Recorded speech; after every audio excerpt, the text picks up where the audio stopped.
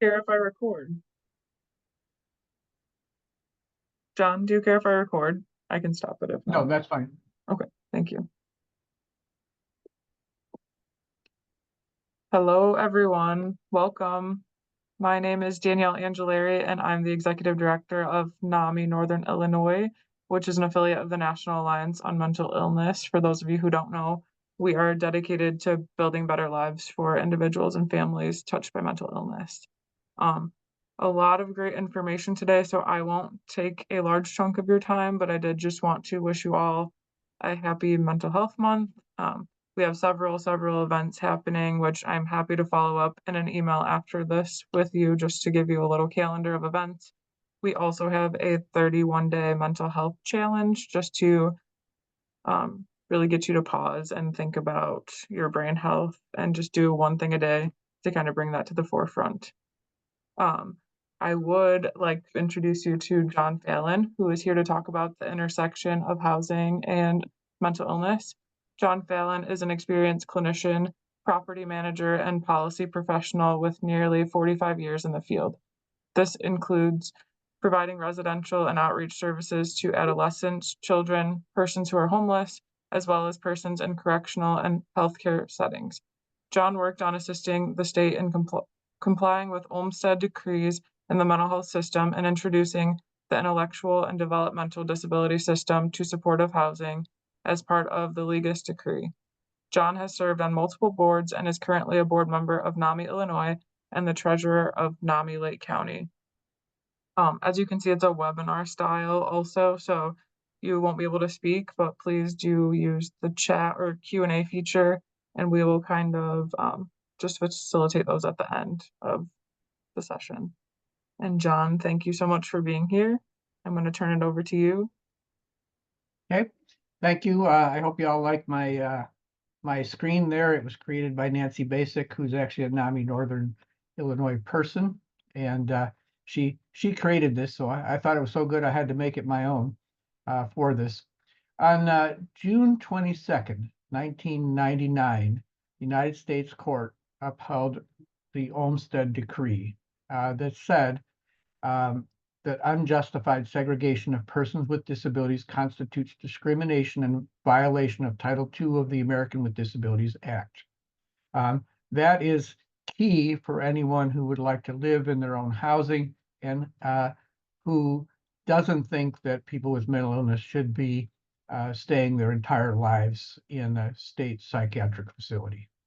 The Olmstead lawsuit started in Georgia with two women, Lois Curtis and Elaine Wilson, and they both had diagnoses of mental health conditions and intellectual disabilities.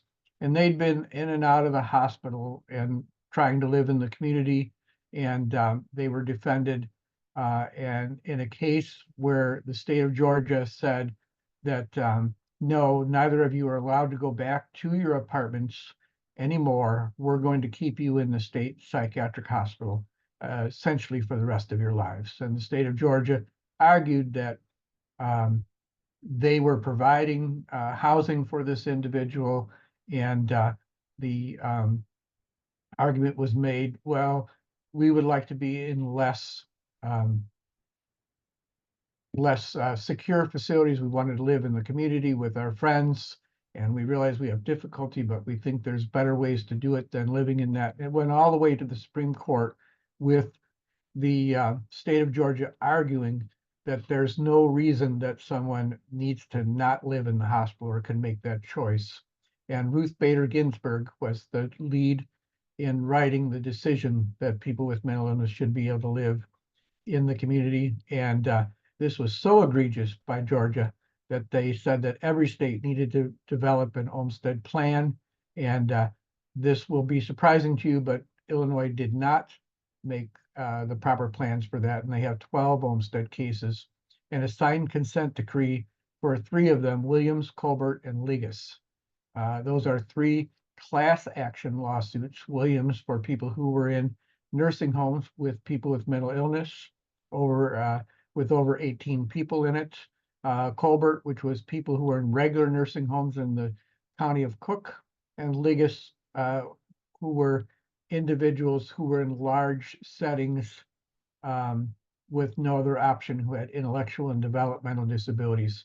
And there's 9 more, and I'm not sure what the status is, but there's one for medically fragile children that I think has been solved or settled. And what it means when you settle a lawsuit is we're not going to admit anything is wrong, but from now on, we're going to take care of things in a completely different way.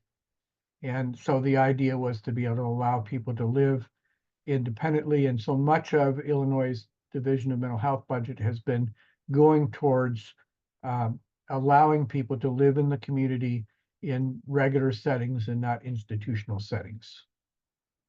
Um, so these are information about it, the latest cases themselves.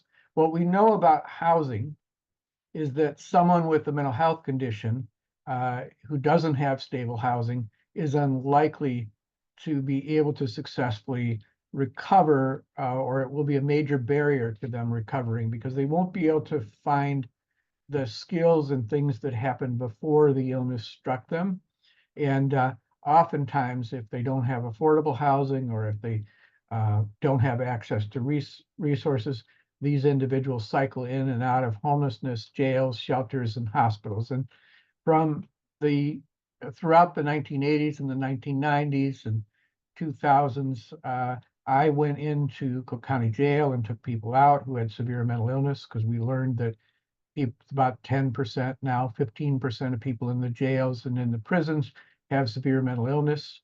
And we know from a federal project called the Access Project, that if you provide support services in the home for people who are homeless, that we can help them get housed. We know, and I took people from emergency shelters and the hospitals. We know that they can get in. They can stay in housing if we provide support. We also know if we don't provide that level of support, those individuals will return back to the institutions because they don't have the support that initially helped them to be there. The principles of the case, the Olmsted case, say that you need to provide person-centered services, flexibility in the supportive services. You need to provide free choice of provider and portability. If you move, your service support system can move with you. So some of the things that seem confusing is that the housing that's developed for supportive housing does not necessarily have a provider, and a provider is not on site. But that's because the idea is that if the person wants to move, their support systems can separately move with them. I've actually been housing people since 1979. It's included group homes, shared apartments, independent apartments, and large buildings and scattered site apartments. I help people move from or into their childhood home, their group home, their nursing homes, living on the street, emergency shelters, psychiatric hospitals, jails, and prisons. And I've spent a great deal of my time advocating for people to be allowed to remain in the current housing or in the community. A lot of times I get calls from people in Lake County here and a number of people who are going to be evicted. I worked with them to be able to stay where they were, advocating with the landlord and creating some of the interventions that I'm going to talk about in a few minutes. Successful housing is really a partnership, and every single housing experience is different, but I believe manageable. And I really do think that people can live on their own if given a chance and with the right level of supports. And I've proved it. And I've proved it with some of the most difficult people. An individual that I'm most famous for working with has a case study about Richard, and Richard was in the Cook County Jail 137 times. He'd spent 11 of 21 years since he was age 18 in the state hospital. He was in and out of regular hospitals. He was always living downtown, according to people who were down there. He was always living in the jail, according to people in the jail. According to the state hospital system, he was always there. He actually never went to prison. But the one place that he wasn't was housed. And so I met a person who knew Richard near Montgomery Ward downtown. But Richard was constantly hospitalized and constantly psychotic. And it turned out that when Richard was stabilized in the jail, and released. When he was not in that secure setting, he was completely psychotic. So we learned that he needed more medication, and we were able to have him be in housing. We visited him 7 days a week instead of 5 days a week, because it turns out mental illness does not take the weekend off. And we watched Richard take his medication. And with that small 20-minute a day or so that we would visit Richard, Richard did not return to the hospital or to the jail except once in 5 years. And there he was there for 14 days when he had sort of gotten lost. And it it makes a tremendous difference if those resources are there for the person and they're paying attention to that. This is a typical apartment. It doesn't look big. It's this kind that you may have moved into when you were younger. It seems small. It's furnished. These are the kinds of apartments that people are being provided for instead of living in a nursing home with 3 or 4 other roommates. It's Spartan living. We find that people who live by themselves tend to do better because living with a roommate may seem like a good idea, but actually is difficult if 2 people have such a symptoms. But I will say that there are people who successfully live together as roommates. There are also married couples within the consent decree who are doing quite well and just needed to be given the opportunity. Rockford and Northern Illinois isn't in the areas of either the consent decrees, of 2 of the consent decrees, but I do know that there are people housed from the Williams consent decree in your area, but there's not a provider who currently does that kind of stuff, although I know that there's a couple of ACT teams that can provide that level of support. So what does housing for persons with mental illness look like? As far as I'm concerned, it looks like just like housing for anyone else. For that person, though, it's going to need to be affordable, and affordable isn't very much if you're making SSI and you're making, I think the amount is like $841 now. I can't remember what the most current amount is, but it's not a whole lot of money. It needs to be near my local community and friends. It's really difficult.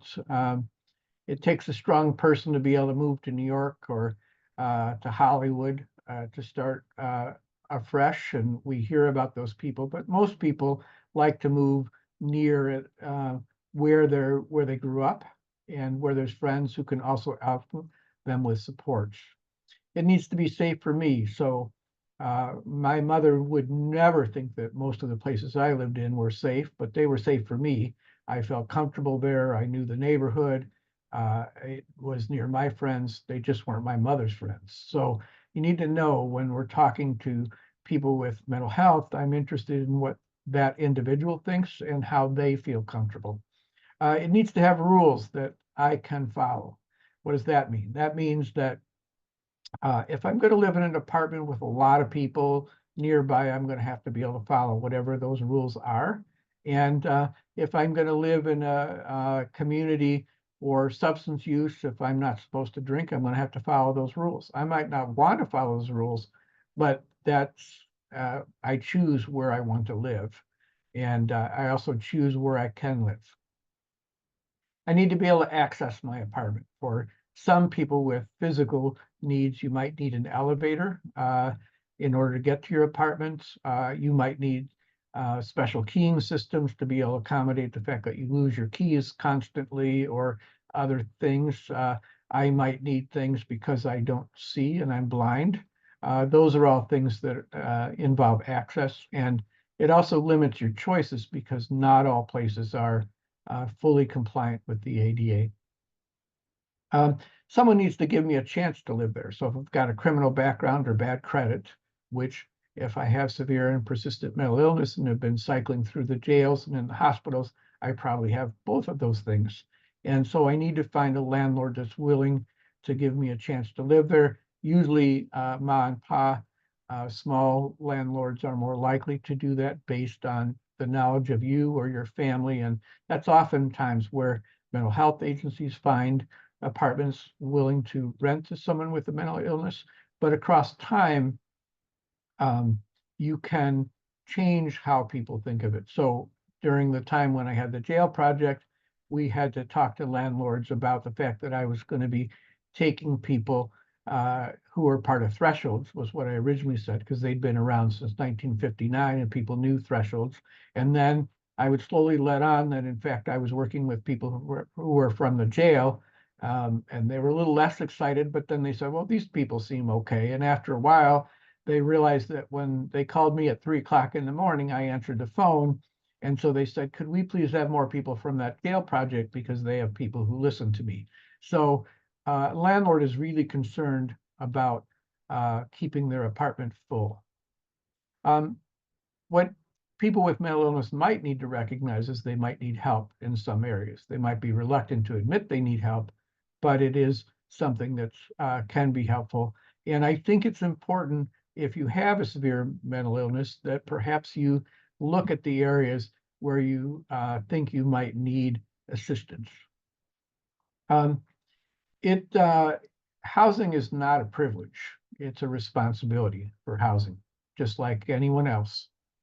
So that means you're going to need to pay your rent for the entire term of the lease. So if your rent's $500, you sign a lease, that means you've signed a lease for $6,000, and the landlord expects $6,000 for your place where you're living. If you have a roommate, then and it's $1,200, you still owe. You might think, oh, I only owe $6,000. No, you owe $12,000 between you and your roommate. That's another reason why you want to be very careful if you have a roommate. Um, your neighbors can't be bothered by me. One of the most powerful lines in every one of the leases that doesn't sound like it's very important is the right that you have under a lease for quiet enjoyment. Those two words, quiet enjoyment, mean that I should not hear much or smell much or uh, be disturbed by my neighbors, that I am responsible for the area inside the walls in which I live in, and that I am able to live in that apartment during the term of my lease, and that I'm responsible for making sure that the items within those walls are well maintained.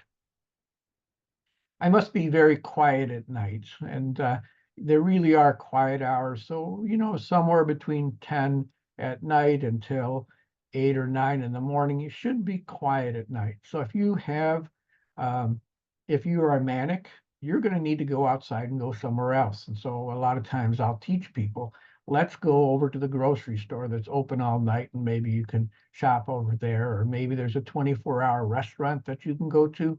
Um, if you're not a person who has a substance abuse issue, or if you're willing to drink pop, you can go to a bar up to 4 a.m., but you cannot make noise. And making noise may not, what sounds not loud to you inside the apartment can be very loud to people if you're moving around. It's best if you can adjust your time, but people with mental illness oftentimes aren't able to sleep at night, and that can be an issue. Um, what you also need to know is that everyone else is going to make noise during the day, and that may bother you. But everyone's only allowed to make a moderate amount of noise. So you're not allowed to make a lot of noise, and they're not allowed to make a lot of noise. But you can't be banging on the walls during the day because you're trying to sleep because you were up all night. Those are things that you're going to need to manage. Perhaps you get a white noise machine that helps you to concentrate on something while you're sleeping, and that you hear it less. But that's the nature of living in the community if you live in your regular apartments. I've got to keep my unit clean, and it must smell good to others. So what does that mean? It means that if you're not showering regularly, or if you're not maintaining your food correctly and some of it's spoiled, or you've got roaches, it doesn't matter if they don't bother you. They are bothering other people because they have a right to quiet enjoyment, and your landlord has trusted you with this space, and that you are supposed to keep it clean at other times. And even if it doesn't feel clean, even if it feels just fine to you, you need to listen to people from the outside who tell you you've got to fix it a little bit. And perhaps you need to hire a maid every once in a while. Perhaps your parents can help with the maid. Perhaps that's a role of your case manager. If you're really depressed and can't clean, they may be able to help you. But it's important if you're depressed or angry or other things that you redirect your energy to this important topic. Um, One of the issues that often happens is people don't call a landlord to fix things that don't work. And it's important that you hold your landlord accountable for fixing things in your apartment. And it's particularly important with regard to water.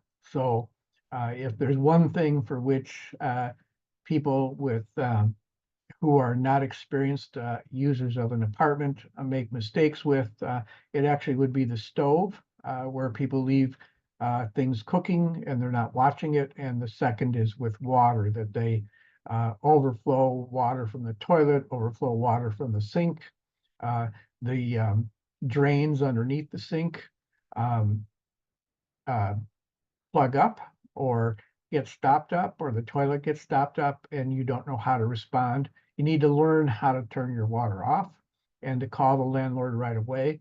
And don't let a small dripping of water somewhere on the floor turn into something where you lose your apartment. Any visitor you have is your responsibility as soon as they're in the building. So if you buzz a buzzer, the second they step into the building, if they steal something or if they bother someone or they get into a fight or they're in your apartment making lots of noise or they're smoking marijuana or other kinds of drugs in the apartment, which is illegal if it's a federally subsidized apartment building. Those are all things that can cause you to get discharged, or I'm sorry, your lease terminated or not renewed because you can't manage other people. And it's a shame how many people lose their apartment because of the behavior of their visitors. Your landlord does not really care. You might think they do. They don't really care about you having mental illness. What they care about and what their concerns are is that they are concerned about your behavior and keeping his or her building full. The opinions of your neighbors matter. Um, and if your behavior or your presence there cause them to have vacancies, they're going to be very concerned about you, and it's something you need to manage. You really want to get together a support team to help you spot issues before you move. You want to have people around who can spot your prodromals. They need to know. There are people who know you and can see when depression is starting, or when you're getting manic, or when you're beginning to respond to external stimuli. Those are important things to see early so that you can see that perhaps there's a medication adjustment needed, or perhaps you've started to have trouble with your medication. Most people get in trouble for not asking for help. You think that you're more independent if you don't talk to anyone. No, actually, only a baby is fully independent under that definition because they only depend upon one person, their mother. The rest of us depend upon everyone in the world to be able to get the food that we eat, the place that we live, the place built that where we live, to who to pay rent to. We depend, and so we're interdependent upon everyone working together, and and you as an individual are part of that interdependent world. And if you're loud or if you're problematic, then people don't enjoy their housing, then they move out, and then we've got vacancies, and then the landlord has to sell the building, and everything falls apart. So we want to make sure that everyone is doing well, and so that's the goal of community living. Your past choices, though, might limit your resources, and it might take a few tries. So you want to learn from everything you did in your past. Don't spend a lot of time beating yourself up for it because you can't do anything about that. Just make sure that this time around, if this is another time for you to live in the future or in a housing situation, let's figure out what did go right and what didn't go wrong. There are very few people who went to college and behaved themselves ever since they moved out a lot of people got themselves kicked out of a dorm, kicked out of a program, and they then had to get themselves back in and now conveniently forget that and then say that someone else can't live in the place where to misbehave like they did, which isn't terribly fair, although understandable at times. You want to prepare for the worst. You want to be happy when it goes better. Um, you um, Preparing for the worst is making sure that you think about what might go wrong and that you've got a plan to manage those situations. A stable life for those people who've been uh, young and running the streets can be pretty boring, but it's okay because almost everyone lives a boring life. And after a while, it's pretty good because, well, you don't lose your stuff all the time. People who go into the jail and into the hospital oftentimes lose everything they own, and they have to get a whole new group of friends because the rest of the friends are kind of tired of them. And so uh, being stable helps you to be able to make those friends and to keep those friends and start to accumulate. And so people that I've helped get into housing have then managed to get a TV and a bicycle and things that they really wanted. And it doesn't get stolen right away because they don't forget to lock it up and all those things because now they've learned certain patterns and how to work and live in the community. And maybe they've started to go back to school. And it's a different kind of life than the life of someone who's not yet stably housed or constantly into institutions. You want to figure out, the first question you want to ask is how much rent can you afford? And we'll talk about some ways in which you can make rent more affordable, but primarily, oftentimes you end up in places that are even more difficult to live in because um, they may not be the best neighborhood, they may not have the best transportation, um, but they'll be better than perhaps living in a psychiatric hospital or a nursing home that you really want to live in a place, if you choose, that's a regular apartment and you start out with what you can afford. Um, when you figure out your rent, you've also got to figure out all those extra things. And so most case managers, if you have one, can help you figure out, but otherwise here's a list of things that you're likely to have to do if you move out. You're obviously going to have to pay rent, and then under a lease, it will tell you which utilities. Oftentimes that's cooking gas and electric. Some people have to pay heat. Um, if you really love Wi-Fi, you might need to pay for that. Although there's a program where you can get free Wi-Fi from the federal government um, called the ACE, the Connect program, and we're going to have to make sure that that gets maintained. But it's designed for people to be able to get to Wi-Fi so that you can apply for jobs and do all the things since much of the world is now on Wi-Fi. There's also help with utilities that you can get. And so you should check with a case manager or other people about where you can get help with your utilities, but you need to plan from the beginning to be able to pay for these things. Most people now don't have a landline, they have a cell phone, and there are free cell phones through a different federal program. And perhaps you can talk with NAMI or other places who might be able to tell you how to get a free cell phone, and that's always a good beginning.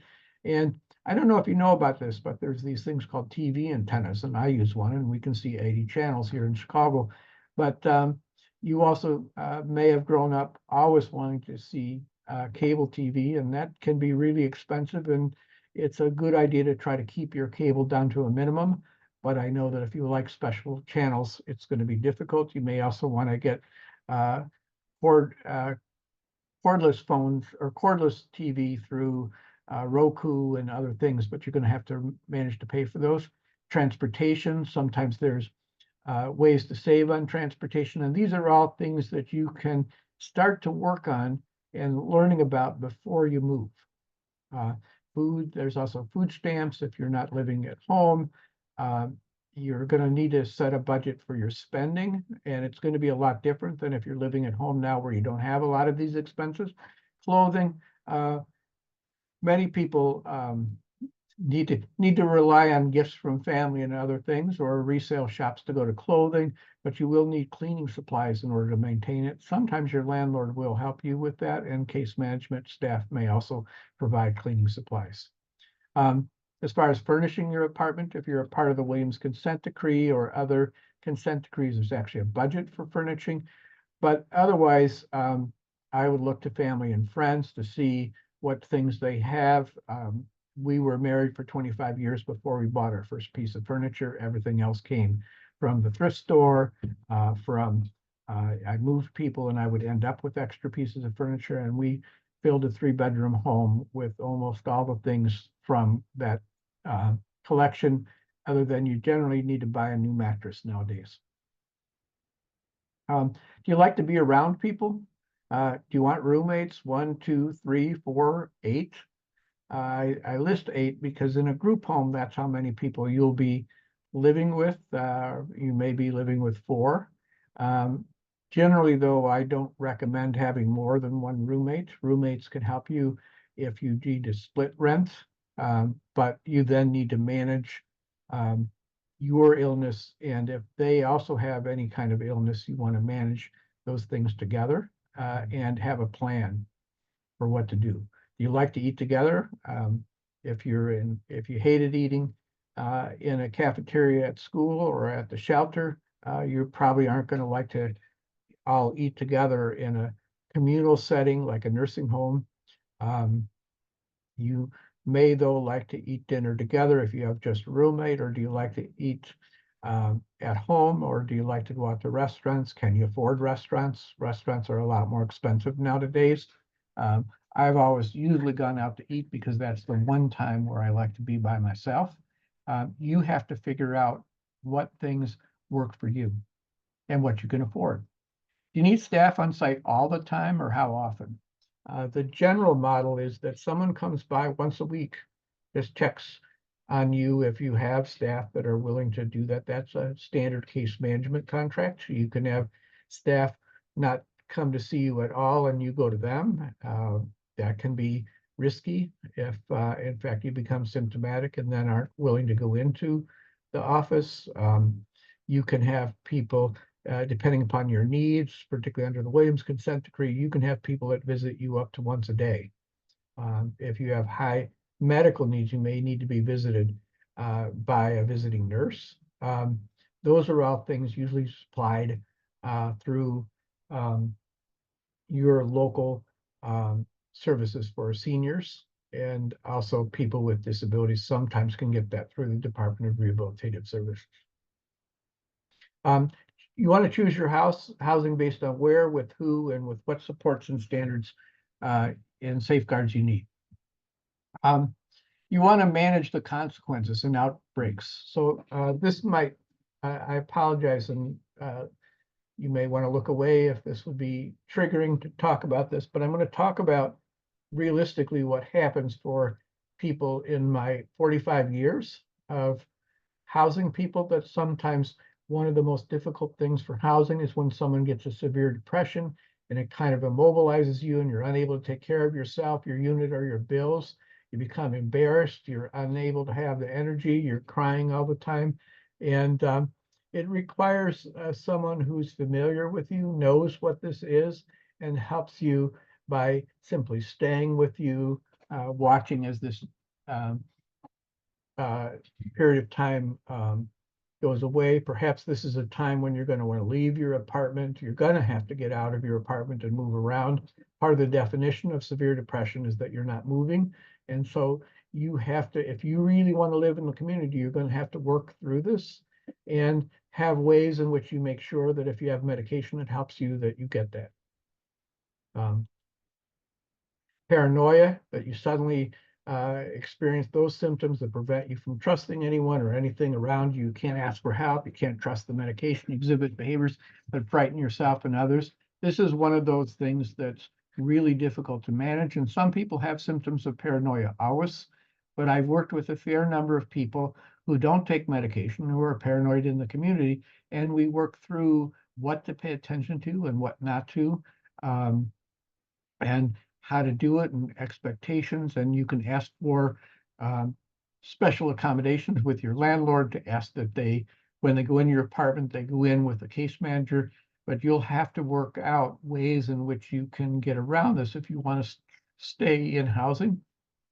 And you have to have ways in which you can make sure if you need medication, and that's the way in which you want to do it, that you are able to consistently do that. And that includes through the seasons, because we know that in the summer or in the fall or in the spring, there may be times where your medication may need to be increased or decreased based on temperature. And so those are all things to keep in mind. You may hear new and less kind voices that overwhelm you and cause you to act unpredictably to other people and frighten everyone. That's something that you need to also predict that that will happen based on that it's happened in the past, and how will you make sure that you're able to manage those so that you don't lose your apartment because other people are afraid of you. And even though that you are more afraid than them, and that you are able to find the support you need to get through difficult periods of time. Another type of symptom that causes all kinds of problems is excessive energy that keeps you and your neighbors awake, and it may result in some destruction of property because you are impatient and oftentimes pushing and insisting upon certain things.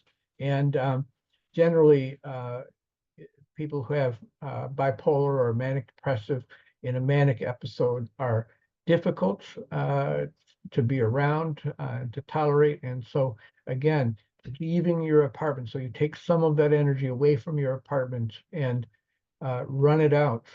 And I always set up a zone. I say you need to be at least 3 or 4 blocks away from your house when you have that, because you really want to be careful not to draw attention to cause yourself to lose your apartment. You might also become compulsively unable to focus on anything other than a particular idea or action, and that may paralyze yourself within your house or near your house. And those are behaviors that may or may not be well controlled by medication, and yet you'll need to find ways in which you can do that.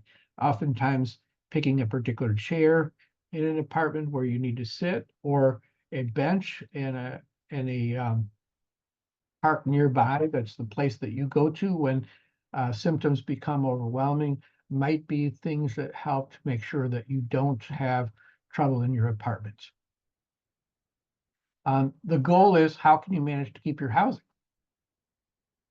You don't want to soil the crib. That's what we called it. It means don't poop where you live. That's an old jail term. And it's something that you really want to make sure you want to do. If you want to live in your own apartment, you want to make the choices, you've got to take the responsibility to figure out how to manage this perfectly awful set of symptoms that periodically come up and unpredictably come up, and sometimes when you're doing everything right, still come up. You want to keep your housing no matter what.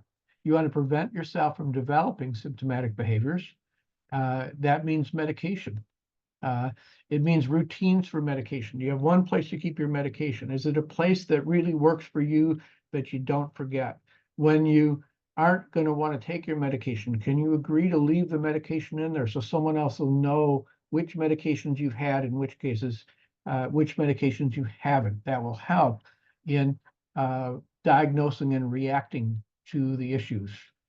Perhaps for many people, and there are new shots that I really wish we had in the 2000s that can last a month. There's a new 6-month medication, and that makes certain that you don't forget to take your medication. But at the same point, if you take certain medications, they have side effects. And so you've also got to make sure that you take the medication for side effects, or understandably, you're going to hate the effect of the IM shot. And it's not the shot, the medication that you're taking was designed to take advantage of removing those side effects. The medication affects more than just the symptoms. It also impacts the muscles, and so you take another medication that reverses that. Artane or Cogentin are common ones that were used in my time. And so making sure that you take that in the right amount at the same time, using a pill box, having it next to, I like to use a toothbrush. A toothbrush is the perfect place to put it next to because I'm very good about taking my medication in the morning and in the evening. I don't know if I'd ever take one if I had it in the afternoon, so I make it clear to my doctor I only want medication in the morning and a medication in the evening. I'm pretty clear I can get that. They had 100 doctors in England, doctoral students, and they gave them all 4 pills to take, sugar pills to take 4 times a day, regularly spaced out for 30 days, and 0 of those people took that medication correctly. So it's not easy to remember to take medication, so ask your doctor to make it easy to remember your medication. Periodically, you're going to want to perhaps have blood draws if there's no one watching you take your medication. And that's a guard for you because it helps the doctor know if, in fact, the medication's at the right level. Are you taking it? You may want visits inside and outside your house. A case manager coming in, I knew and could tell when an apartment was in disarray that the person wasn't doing well. And those are things that people can see if they have visits with you in the community or more importantly, inside your apartment.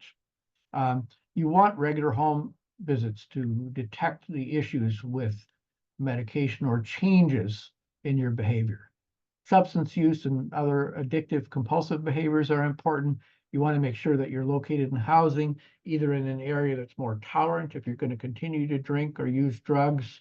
You may want to be in an area that the rest of the world might not find safe, but you may find it the best place for you to live because you won't get kicked out. You want to make sure that you've got some sort of outside prevention, monitoring, or testing. I'm not a big fan of using testing as a way to catch you when you're not using substances. On the other hand, if you choose, I think it's a good idea to have testing to make sure that if you can't tell the truth when you begin using, that someone else can at least react properly to whatever medications are there and whatever medications are mixing with any other medications you have in your system. Financial payship or monitoring or time-limited access to funds has been a very successful way to keep people in housing. You want to minimize the risk or limit the risk. So if I can give you weekly money instead of monthly money, that makes it so that at least at the end of the month, you're not going to starve. That we pay money up front to pay for rent and basic utilities so you don't lose your housing. And then we break the spending up into smaller amounts. And you choose how long a person gets those funds based on how long they're able to manage and whether the consequences are too great if they don't have any money. And again, regular home visits to help detect issues. So you want to prevent, planning to make success easier. You want ongoing detection to prevent slips of any kind because you have a plan. This is what I want to do in order to live in there. I recognize that each time I have trouble, it's usually because of X. And I want to make sure that I've got proactive support systems who are able to notice me when I'm doing well, so they'll also understand when I'm not doing well. I want a crisis plan and a team to respond and manage an episode without losing housing. You want ongoing education and vigilance to be healthy, and you want to do things to increase your wellness, and you want to reward yourself periodically and enjoy a stable life with new activities, new friends, and the possessions that you used to have to keep buying over and over again, you can own forever and enjoy them. You don't want to be goofed up by a roommate, and a roommate is a very particular thing with people with mental health, particularly if they have another person who has a disability or a substance use issue. And so you want to be careful that you manage carefully. You may love that roommate, but if they've got a disability and there's some risk, you want to minimize the risk to you so that both of you can be stable, so both of you can support the other person if they're having trouble or an episode. You want to create a roommate agreement, including how you manage a crisis and day-to-day living. You want to manage how you share items and what is shared and what is not. You need to realize that you're going to manage how you fix consequences for symptomatic behavior after a crisis. So if you really have a lot of difficulties and you take all of your roommate's stuff, your roommate can live with it for a while, but they're not going to want to live with it for a long term. So how are you going to be able to fix that? This is a time where perhaps family and friends could help. And you want to create a 5-second rule. If you're really out of control, uh, you want to be able to tell your roommate within 5 seconds to either leave the apartment and practice that, or that you need to leave the apartment for your own safety, or perhaps need to go to your room or go to the chair where you calm down. Those are things that you do in order to manage difficulties in an apartment. I manage shared apartment programs in Evanston, and it was always difficult. There wasn't a lot of difficulty with the individuals in the apartment. The real problem was the interaction between roommates, which is why generally now we used to think it was a good idea to stick a whole lot of people together in a group home with all different kinds of symptoms. And now we realize that was not a good idea, that you would have a lot less problems if people just got their own apartment. And then if they wanted to be around friends, they went somewhere else. Um, what we know is that no one really knows who's going to succeed in housing. Sam Sabaris was the inventor of housing first, and he always said he could be a millionaire if he could just successfully predict who was going to be in housing. So I just want to say to anyone who's working with someone with mental health that generally they can live independently if they want to, but they have to actually want to, and they have to want that setting and really want to live in that setting and take the responsibility for that and be willing to work with the supports. And they may not get it right the first time. So you just need to be aware of that. You want to practice your routines. Everyone has them. And you want to prepare and drill the routines where you live now. So if you're living in a nursing home, if you're living in your parents' house, you want to practice cooking and staying on a schedule and putting your medication where you can. And if you're not allowed to have your medication, then make a little piece of paper and put an X next to it as you take your medication and put it where you would put it if you lived in your apartment.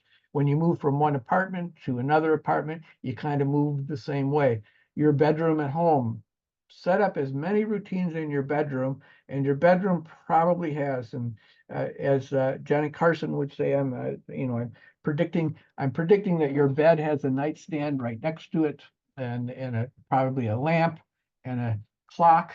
And next to that may be the place that you keep your medicines, or it might be in the bathroom. Well, when you move to your apartment, set your bedroom up the same way as you did in your apartment in your home, and your bathroom up the same way. When I move every apartment, um, the things that go next to my bed and around in specific places in the house go in exactly the same place every place I've moved.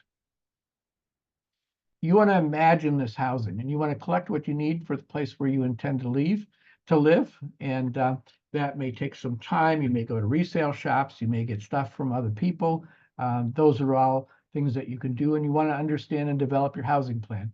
And when I was in Springfield, I worked for the mayor and I worked for homeless systems. And I was conscious after 13 years of working for Corporation for Supportive Housing and sort of training people that I needed to develop. And so I created what I call the housing plan.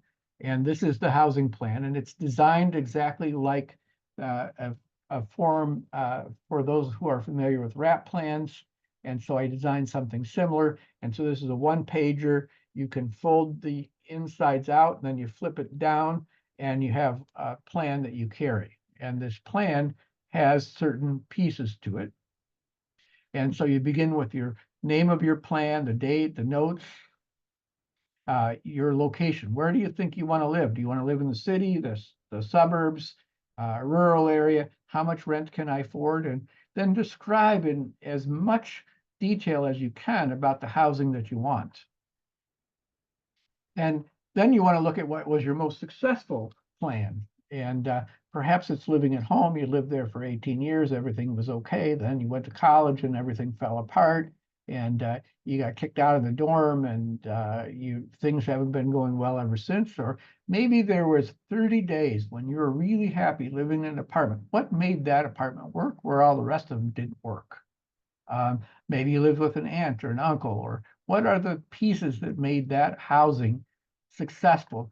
Write those down, because those become clues. You're like Sherlock Holmes. What are the things that made that housing work that didn't work in other places? What didn't work?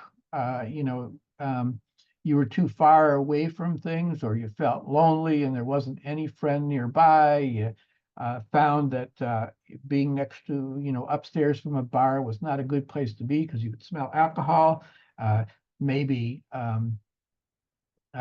you were right off the elevator and you got to see people walk by and you have paranoid symptoms and that really bothered you, and you really should have been at the end of the hallway. Or um, you felt trapped at the end of the hallway because there was no place for you to go and you didn't like that people were coming to your door. And so what you really wanted to be was a little closer to the stairwell where I could get out quickly. Those are all decisions about where within housing you could be that help you in planning. You may not get exactly what you want, but it's important that you at least look at those things. Then these are the things or the that help you to stay in housing. Taking medication, not using, perhaps using only small amounts of a particular drug, or staying away from this particular drug, or um, getting all my money at once and blowing it. I got my money on the first, and by the second, I was all out of money, and now I didn't have anything to eat, and I'm hungry. And then my medication stopped working because I don't have any other food. And I then started knocking on the doors because I'm a smoker. All those things, those are the things that I'm sorry, help you to stay in housing, are the things that are useful. And then um, sorry, I'll go back. But we'll talk about what doesn't help you. But these are the things that help you to stay in housing. Um, Being able to have a chance to be able to own certain things. I like to watch TV. If I don't have a TV, I'm probably not going to do well. So let's make sure we have that. In fact, I need to watch a particular cable show, so I'm going to get cable, and I had to buy a certain amount. It turns out it was cheaper if I got a Roku and watched that channel on a streaming channel. What are the things that help you to stay in housing? The next one is, what do you want to own? So if you want a horse, you cannot get a studio apartment, okay? You're going to need a house in the country. What do you want to own inside your house? Do you have a bicycle? Where would you keep it? How would you have it?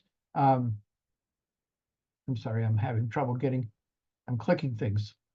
Um, So this tells you how big your house is, where it's got to be located, what's most important to you to be well.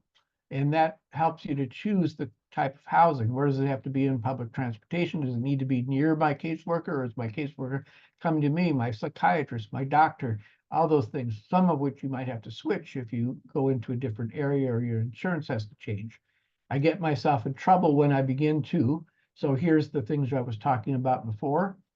Um, when I'm at risk of my housing, losing my housing, I need to immediately catch myself and start to.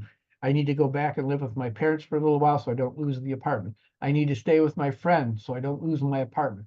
I need to be able to get right back on my medication. I'm going to need to go to the doctor. I might need to go to the hospital for a short period of time. I'm going to need to go outside during much of the day so that I don't get into arguments. Those are all things that you have to begin to think about. And my plan to stay healthy is by doing the following wellness activities. I need to walk daily. I need to sleep starting at 10 and sleep a full night until 8 in the morning.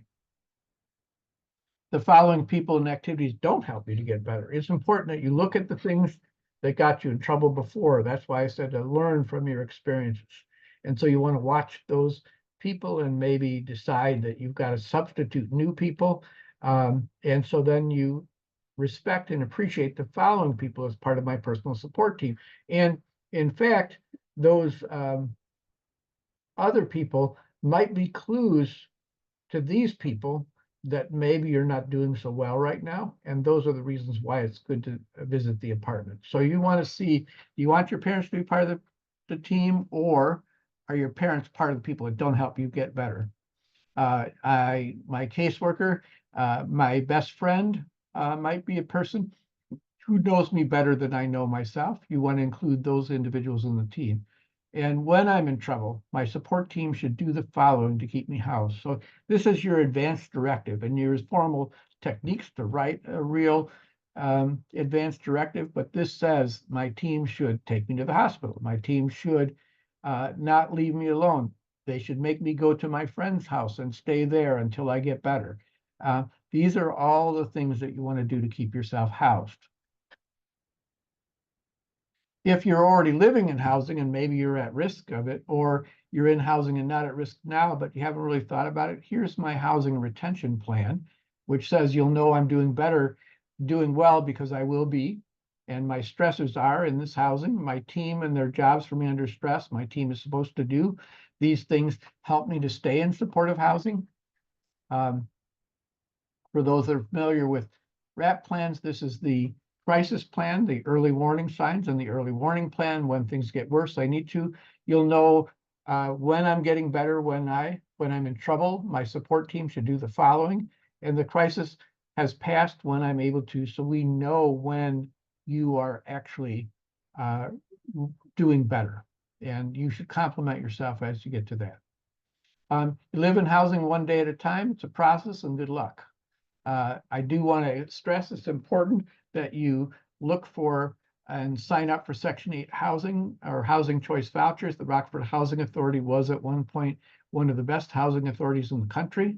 And I really recommend that you get their newsletter and sign up to get on the list for Section 8 and or 811, and sometimes it can take 10 or 12 years to actually get a voucher, but a voucher really helps you if you want affordable housing and to live by yourself. And for parents who have children living at home, getting on this list is absolutely vital because it can be a lifeline long term. There's also something called the State Referral Network, and you should get that because it can give you eligibility for certain units.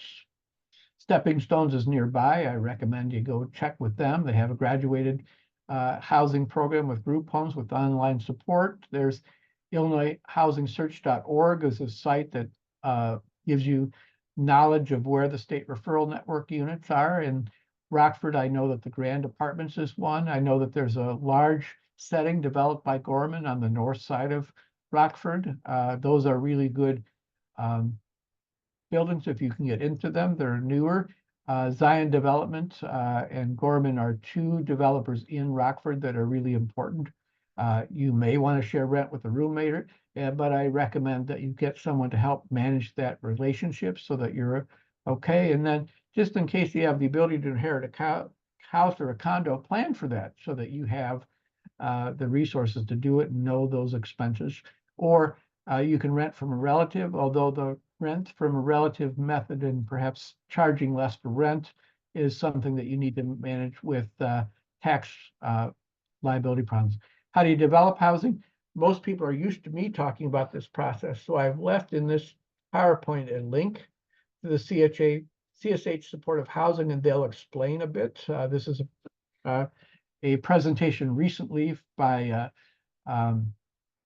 the Supportive Housing Institute, and that application is over, but I'm certain they will host another time where they do the institute, and it is the way in which you develop housing.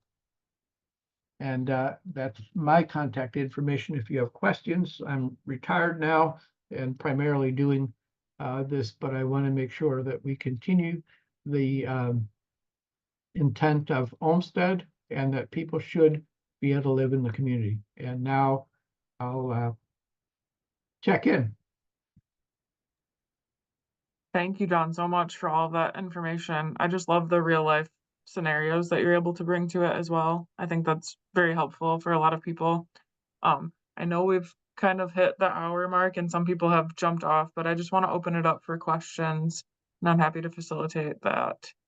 And I will also share John's information, contact information, in case you have questions when we leave here.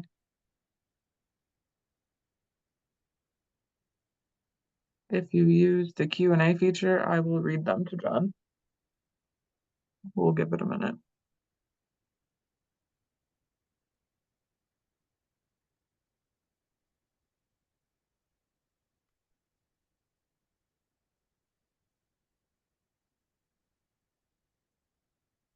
You are a wealth of knowledge, Thank you.